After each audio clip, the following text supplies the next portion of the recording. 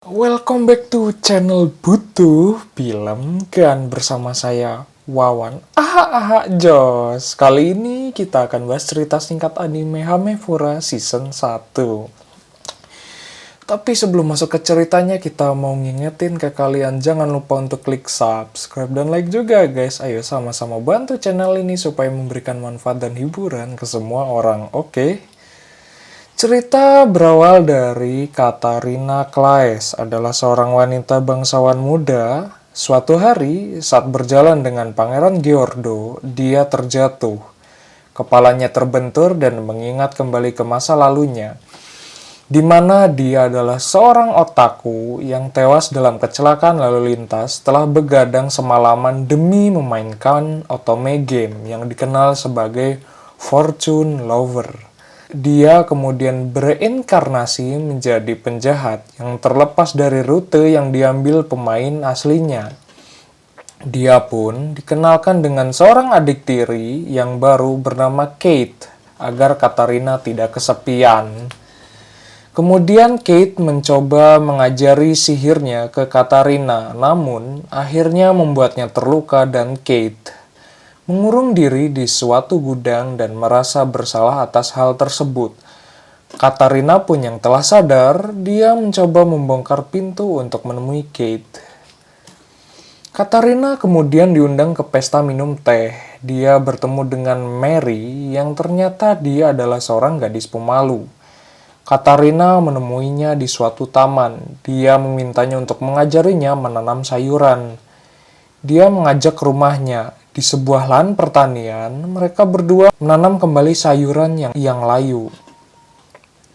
Akhirnya, sayuran pun berhasil tumbuh subur. Dia memiliki tangan hijau yang artinya orang yang berbakat merawat tanaman. Katarina kemudian didatangi oleh Alan Stewart yang sudah menjadi tunangan Mary Han. Dia memaksa agar Katarina tidak merayunya. Katarina membalasnya, dia pun mengejek karena Alan itu tidak menarik. Mereka pun bertanding memanjat pohon. Sayangnya, Alan pun kalah terus. Alan pun kemudian memainkan musik dengan piano, menunjukkan bahwa dia memiliki bakat bermusik. Pada pesta teh yang diselenggarakan oleh Giordo dan Alan, Katarina memakan kue dengan lahapnya sehingga perutnya mblebek. Dia pun pergi ke WC. Di tengah jalan dia dikejar oleh seekor anjing sampai-sampai memanjat pohon. Di bawah pohon itu, dia bertemu dengan Sophia Asgard. Mencoba menyelamatkannya dari bulian temannya, dia pun berkenalan. Katarina pun menemukan bahwa dia tahu tentang salah satu novel romantis favoritnya. Dia pun mengajaknya ke rumah bersama dengan Nicole Asgard. Mereka pun saling berbagi cerita dari novel romantis tersebut. 7 tahun kemudian, Katarina pun beranjak dewasa. Dia ikut berpesta dansa pada ulang tahunnya di aula. Katarina kemudian meninggalkan rumah. Dia mengikuti akademi sihir di kota. Di akademi sihir itu, Katarina khawatir terhadap Maria Campbell.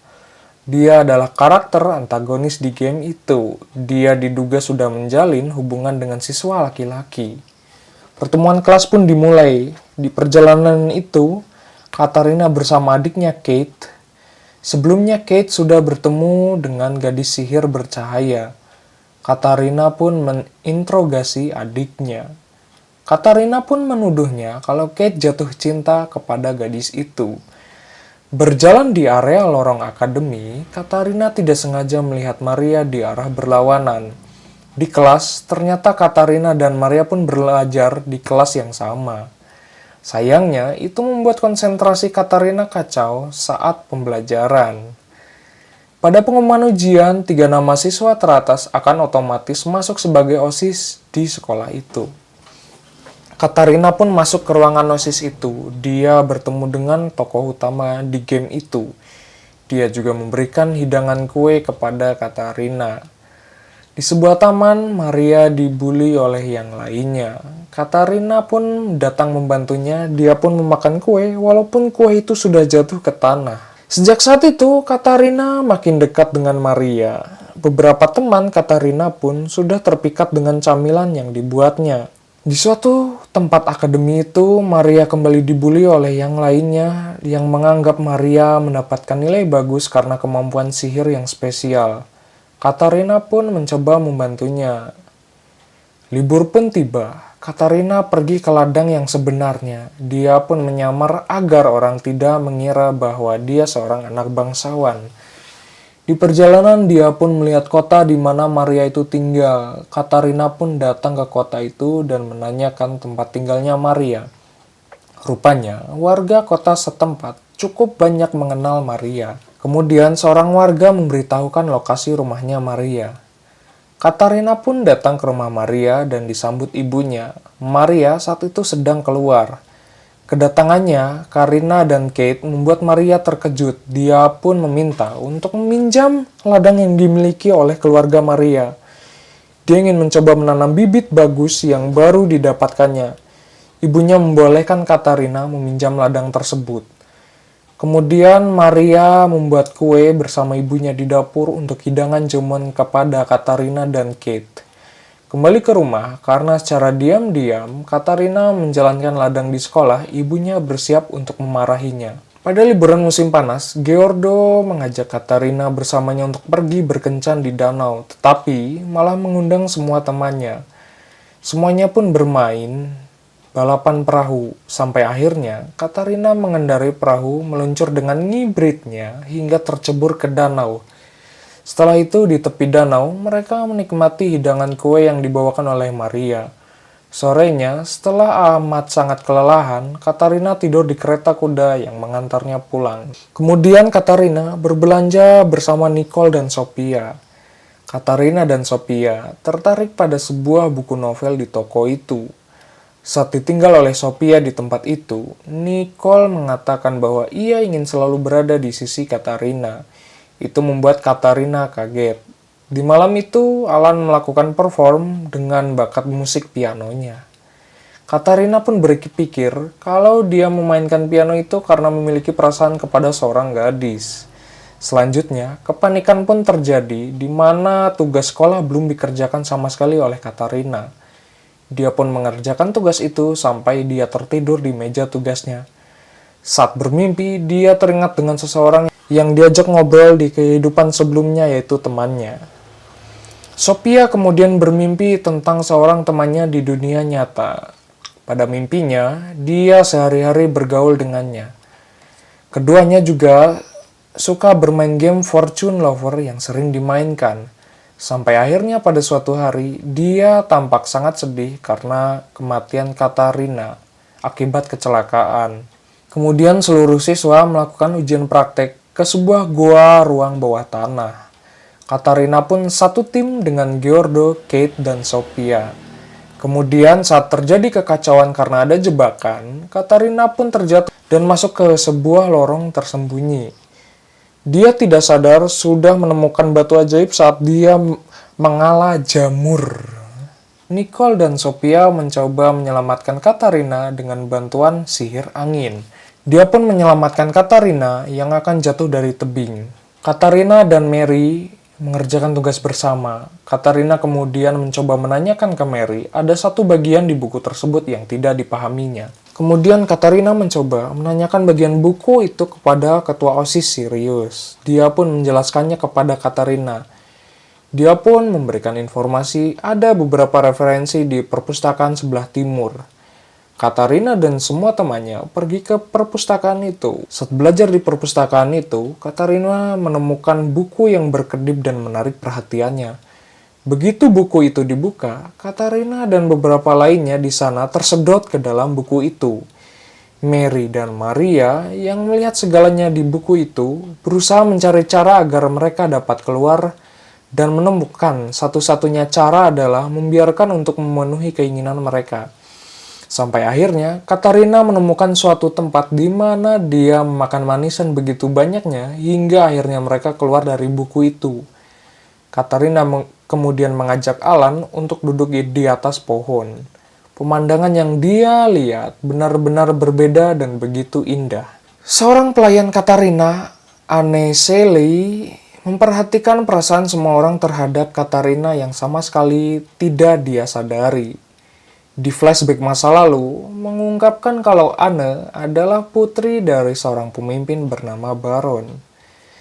Terjadi peristiwa yang menyebabkan dia terkena luka bakar dan dianggap tidak layak dinikahi oleh ayahnya. Dia pun kemudian bekerja di keluarga Claes. Kepribadiannya berubah saat ayahnya mencoba menjodohkannya.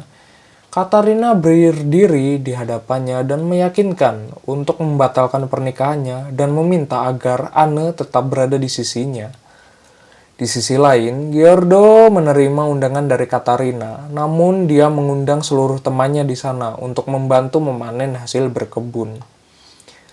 Katarina kemudian dihadapkan oleh masalah baru. Dia dituduh menindas Maria, tetapi Maria menjamin bahwa dia tidak bersalah.